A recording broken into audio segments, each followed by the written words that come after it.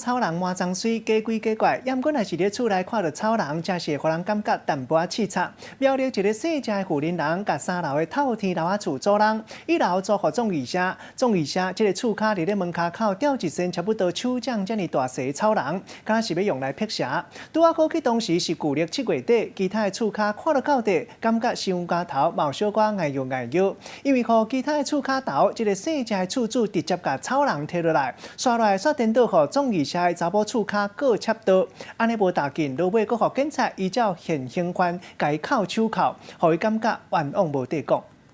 就是伫咧门锁顶悬挂即个草仔人，互住伫遮的人看到，感觉心内怪怪，来甲厝主斗。因为挂的所在伫咧公共通道顶悬，即个姓谢的厝主就直接甲草仔人摕落来，想要到紧的互做即个殡葬业的厝卡来告伊偷摕物件，阁因为安尼互警察来铐手铐，移送地检署。回不过期的噩梦啊！每一天睡觉就是觉得很痛苦。我怎么变成了现行犯？我哪里一个草人吃个空道？我既然你这么大会周章要告我，这个细声的厝主讲，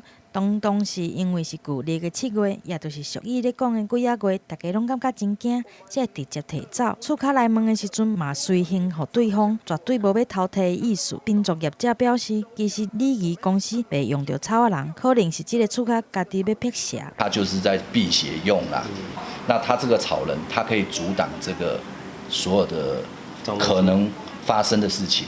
因为这个查某厝卡已经搬走，所以姓谢的厝主嘛唔知影是安怎，伊要将这个小可代志变甲这么严重，只认为家己互人冤枉。警方是建议，若是发生这款代志，应该先通知对方，请伊家己将物件摕落来，避免无必要的纠纷。记者综合报道。